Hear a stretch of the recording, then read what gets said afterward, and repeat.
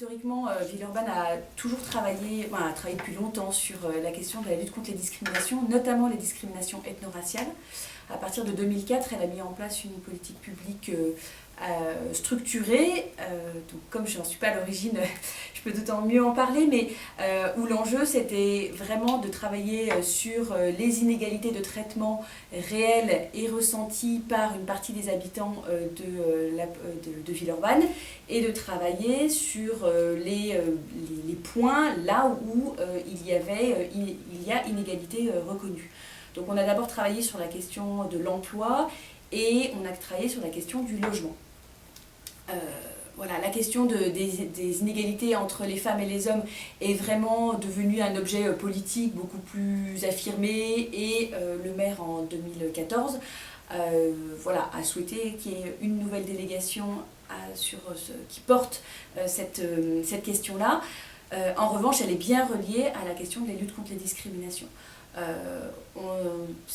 Aujourd'hui, c'est deux politiques publiques distinctes, mais elles sont vraiment articulées et tout l'enjeu aujourd'hui des mois à venir, c'est vraiment de construire la politique de lutte contre les inégalités de sexe en phase avec la question de lutte contre les discriminations pour ne pas opposer ces deux politiques publiques, ces deux enjeux de société qui sont majeurs. Et on voit bien avec les débats actuels, notamment autour du port du voile, qu'on a un enjeu majeur à travailler sur la lutte contre les discriminations, notamment religieuses, et la question d'égalité entre les femmes et les hommes, et comment est-ce qu'on fait parler ces deux enjeux-là pour non pas mettre en opposition, mais bien non seulement concilier, mais faire vraiment une lutte contre les discriminations qui ne soit pas... qui ne viennent pas opposer des catégories d'hommes et des catégories de femmes et des catégories de femmes entre elles. Donc voilà, on est vraiment sur une politique d'égalité pour tous. Et alors donc modestement, et on essaye de tisser, donc il y a cette politique de lutte contre les discriminations et cette politique d'égalité femmes-hommes. Nous assurons beaucoup d'actions par rapport à ces trois axes que je vous rappelle, qui sont transformation des pratiques, sensibilisation et aide aux victimes. Et le travail que nous menons est un travail fait dans la finesse sur toute l'année. Et cela tous les ans. Donc toujours en lien avec nos partenaires par rapport aux besoins, par rapport à ce qu'ils nous font remonter. Et nous travaillons vraiment sur le long terme. Donc c'est ce que je disais tout à l'heure. Bon nombre de nos partenaires continuent à être en lien avec nous parce qu'ils sont fort sensibilisés et même de plus en plus formés à la thématique sur l'égalité femmes-hommes. Mais de ce fait, c'est quelque chose qu'il faut toujours alimenter, il faut toujours innover. On a utilisé différents outils. Il y a par exemple l'exposition des métiers anti-sexe, où nous avions interrogé différentes personnes. Il ne faut pas dire pompière, la personne ne le souhaitait pas, donc on va dire une femme pompier, entre autres. Et donc cette expo continue à tourner dans les missions locales, dans les établissements scolaires. Nous faisons un travail également en lien avec le volet lecture, en formant nos professionnels médiathèques, bibliothèques, médiathèques, pour justement les sensibiliser au choix des livres. Et il y a un gros travail qui a été fait également une année sur les albums jeunesse par rapport aux stéréotypes que l'on peut avoir entre les filles et les garçons. Tout cela est assorti de beaucoup de représentations d'événementiels.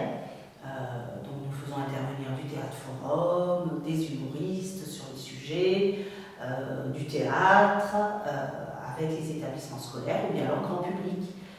Ça s'adresse au grand public, ça s'adresse aux centres de loisirs, ça s'adresse aux écoles, aux collèges et aux lycées professionnels que nous avons sur la commune de Fontaine.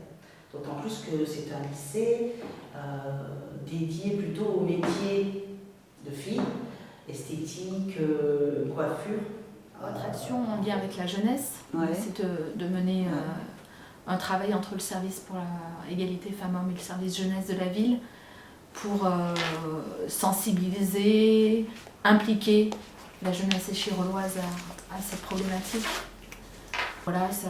Et donc ça se traduit comment? Il y a eu différentes actions qui ont été menées par la Maison pour l'égalité. Il y a eu, y compris qu'on a testé avec les jeunes, le débat mouvant à partir d'images et de stéréotypes, ouvrir la discussion, le débat, la contradiction.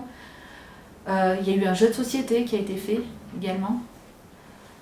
Par qui alors Par des volontaires d'unicité qui D'accord. ont travaillé là-dessus.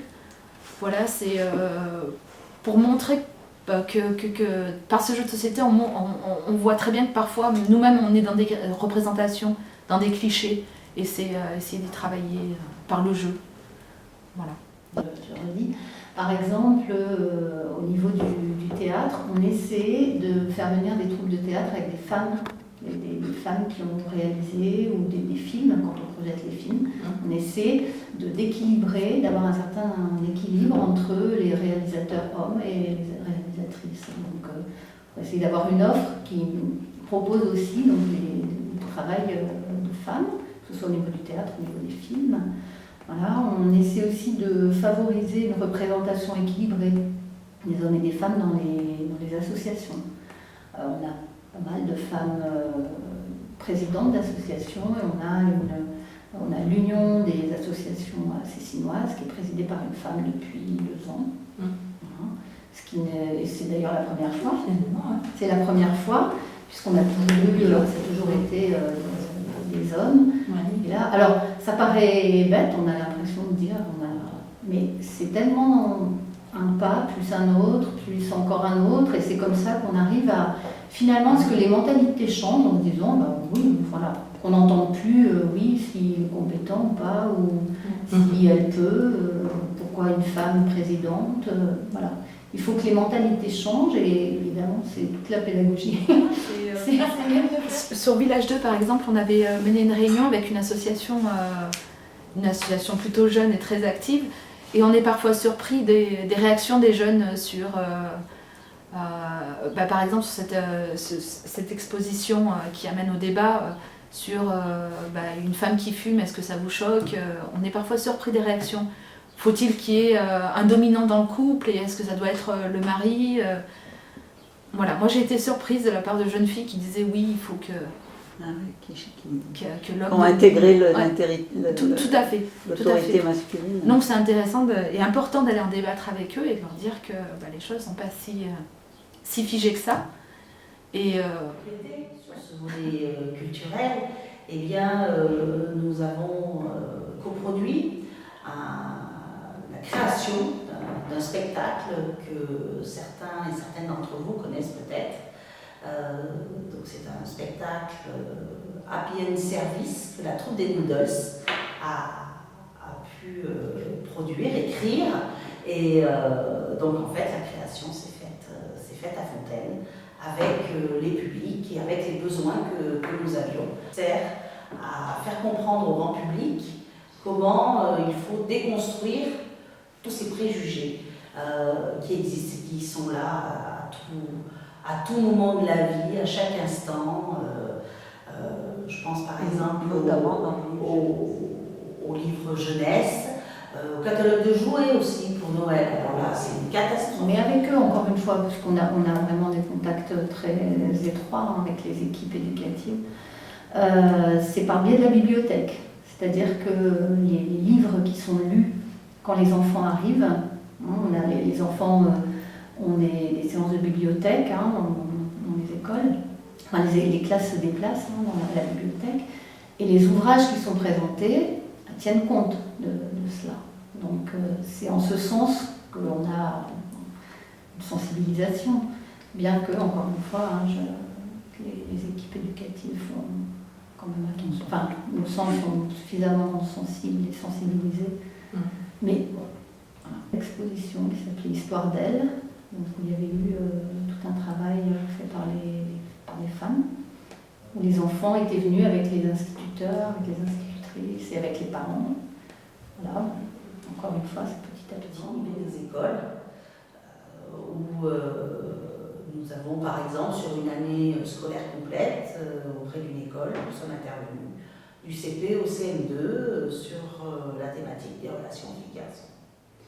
avec un gros travail mené par classe.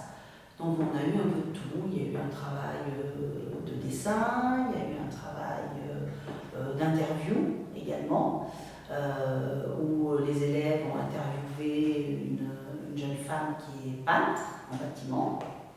C'est un exemple que je vous donne. Ils m'ont interviewé également, parce que pour eux, un élu c'est plutôt un homme, le maire c'est plutôt un homme. Donc même quelqu'un m'a demandé si je voulais un jour être maire. Donc des questions en tous les cas très pertinentes que pouvaient avoir les enfants.